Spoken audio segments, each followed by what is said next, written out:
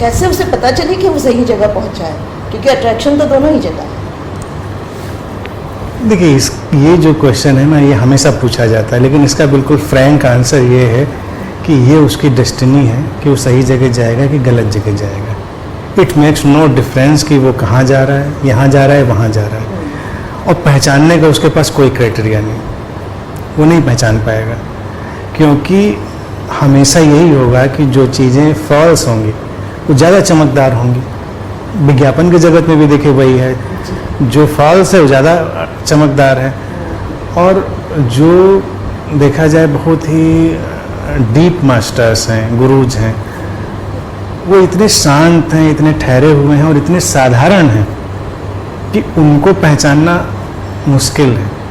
वो show off नहीं कर रहे होंगे, वो कोई एक्स्ट्रा ऑरा नहीं क्रिएट कर रहे होंगे, तो कैसे पहचानेगा व्यक्ति? ये तो या तो वो सेंसिटिविटी के लेवल पर हो, उतना उसकी सेंसिटिविटी हो, या फिर उसकी डेस्टिनी पहचानने की हो, बस, बाकी कोई रास्ता नहीं। जब हम किसी गुरु के सामने जाते हैं तो कहा जाता है कि उसके शरीर से या उसके विचारों से इतना नहीं प्रभावित होना चाहिए जितना कि उसकी प्रेजेंस, लेकिन प्रेजेंस की पहचान तो है नहीं, तो हमें तो उसका व्यक्तित्व ही दिखता है, और उस व्यक्तित्व में फिर उसके विचार भी दिखेंगे, उसका रूप भी दिखेगा, तो हम तो इसी सब चीज़ से जाएंगे। और इसमें फिर एक चीज़ जो मैं और ऐड करना चाहती हूँ कि जो बहुत समर्पित हो, तो वो समर्पित में प्यार भी होगा, सब कुछ है। और अगर वो पहचान नहीं है, जैसे आप कह रहे हैं कोई पहचानने का तरीका नहीं है, तो अगर कहीं कोई गलत जगह पहुंच गया और उसने अपना पूरा समर्पण किया है, तो उसको जब पता चल रहा है तो वो बहुत ही विचलित हो जाता है, परेशान हो जाता है, जैसा कि हमारी एक दोस्त का मैंने आपको बताया था। तो उसकी तरफ से तो पूरा समर्पण था ही, लेकिन जो भी बात रही हो तो बोलो। तो देखिए इसमें दो पहलू हैं। एक तो कई मिसकंसेप्शन सोसाइटी में रन करते हैं, चलते हैं। एक तो मिसकंसेप्शन ये है कि प्रेजेंस का पता नहीं चलता। मेरा कहना है कि प्रेजेंस का ही पता चलता है हमको हमेशा। जो भी चीज़ हमारे समझ में आ रही है वो प्रेजेंस ही है। बस क्या होता है कि हम आउटर जो स्ट्रक्चर है, पेरिफेरी, उससे आउट ऑफ कंडीशनिंग अटक जाते हैं। कोई भी व्यक्ति हो, चाहे वो फिल्म स्टार हो, पॉलिटिशियन हो, माफिया हो, गुरु हो, कोई भी हो, जब उसके संपर्क में कोई आया तो उसकी एक सर्टेन प्रेजेंस है। वो प्रेजेंस आपके अंदर कुछ कर रही होगी, आपको पीसफुल बना रही होगी, आपको डिस्टर्ब कर रही होगी, आपको एक्साइट कर रही होगी, आपको कूल कर रही होगी। आपके अंदर अलग अलग तरह की एनर्जी की जो रिपल्स हैं वो उठ रही होंगी, वही उस प्रेजेंस का इम्पैक्ट है। तो वो वेव्स तो एनर्जी की जो हैं वो उठ ही रही होती हैं, लेकिन व्यक्ति क्या है, पेरिफेरी में अटक के उसको देखना नहीं चाहता, या कई बार मिस कर जाता है कि उसको ये आदत नहीं इसकी है, केवल आदत की बात है। अगर वो थोड़ा सा सतर्क होगा, जिसको अध्यात्म इसीलिए कहते हैं अलर्टनेस की बात, थोड़ा अलर्ट हुए, थोड़ा अपनी कंडीशनिंग को बदला, तो हमको दिख जाएगा कि हमारे अंदर क्या चल रहा है। मेरे अंदर फियर रन कर रहा है, ग्रीड रन कर रहा है, मेरे अंदर जेलसी रन कर रही है, या इस मोमेंट में क्या चीज़ मेरे अंदर घट बढ़ रही है। तो that is the presence actually. और दूसरा सवाल ये है कि अगर कोई समर्पित हो जाता है गलत जगह पर भी तो क्या हो? तो अगर सही अर्थों में कोई समर्पित हुआ है तो वो ट्रांसफॉर्म होगा, चाहे सही हो चाहे गलत हो, उससे कोई फर्क नहीं पड़ता, क्योंकि समर्पण आपका व्यक्तिगत है और वो समर्पण ही आपके अंदर बदलाव लाएगा। लेकिन जिसको लोग समर्पण कहते हैं, देखा जाए वो वस्तुतः समर्पण नहीं होता है, वो उनका कंडीशनल कुछ सरेंडर होता है, कुछ कंडीशंस हैं जिसको लेकर वो अपनी सारी भक्ति कर रहे हैं, सारी सेवा कर रहे हैं। वो कंडीशंस हट जाएं तो शायद वो ना करें, वो कंडीशंस हैं उनके पास। लेकिन अगर किसी के पास अनकंडीशनल सरेंडर घट रहा है तो व्यक्ति सही हो या गलत हो, उसके अंदर तो ट्रांसफॉर्मेशन आने लगेगा, उसको क्या फर्क मतलब उसके अपने सरेंडर के भाव से ही आने लगेगा। दूसरा क्या है? दूसरा क्या है, उसे कोई फर्क नहीं पड़ता।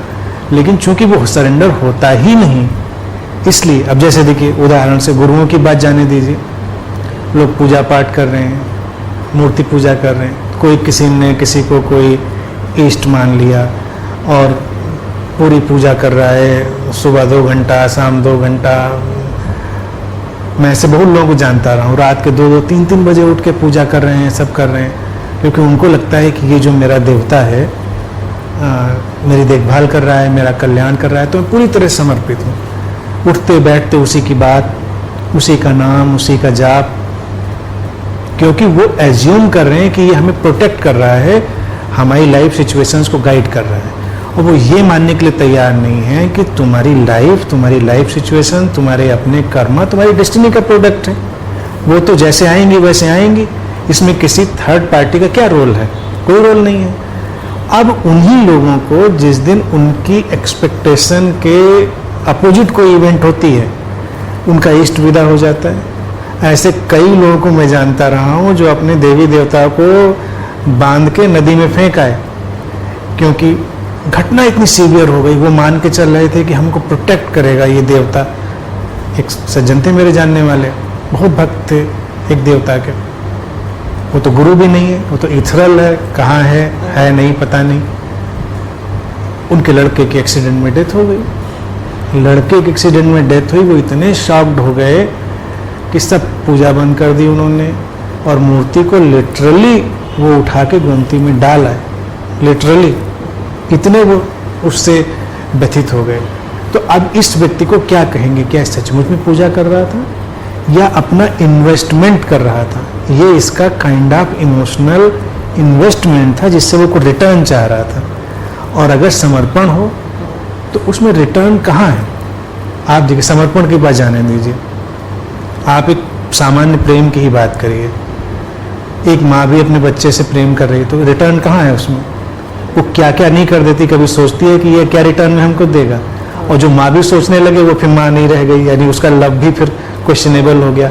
कितना सेक्रीफाइस है, कितने पेन्स उठा के सब कुछ किया जाता है, सारी चीज़ें, और कितनी नादानियाँ, बेवकूफ़ियाँ, गलतियाँ माफ़ कर दी जाती हैं। सबको तो बच्चे सही नहीं कर रहे होते हैं, क्योंकि हमने किया वो हमारा अपना था, ये हमारा अपना प्रेम था। हमने इसलिए नहीं किया कि तुम रिटर्न में हमको क्या करोगे। तो गुरुओं को लेके, देवी देवताओं को लेके लोगों के इन्वेस्टमेंट है कि रिटर्न में हमको क्या मिलेगा। रिटर्न में एक इल्यूसिव एब्स्ट्रैक्ट प्रॉमिस है कि प्रोटेक्शन मिलेगा, चमत्कार मिलेंगे, तुम ऐसी वक्त ज़रूरत पर मुझे याद करोगे तो तुम्हें मैं काम कर दूंगा तुम्हारे। ज्ञान, शांति, इसकी कोई बात नहीं है कि तुम मुझे याद करोगे तो तुम्हें शांति उतर आएगी।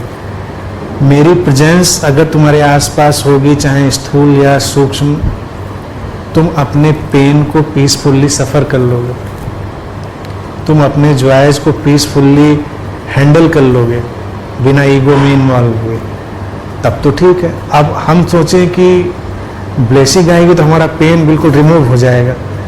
हम पेन में थे, हमने याद किया और पेन रिमूव। ऐसी चीज़ें प्रचलित भी हैं, लोग ऐसा प्रचार भी करते हैं, ऐसा करेंगे। तो इस मिसकंसेप्शन से ही सारा कंफ्यूजन और सारी गलत चीज़ें होती हैं। तो इन ए वे आई डोंट थिंक कि दे आर इन सरेंडर। हाँ, but they think that they are in that. They think as if they are in surrender. They think as if they are, but they are not actually in surrender.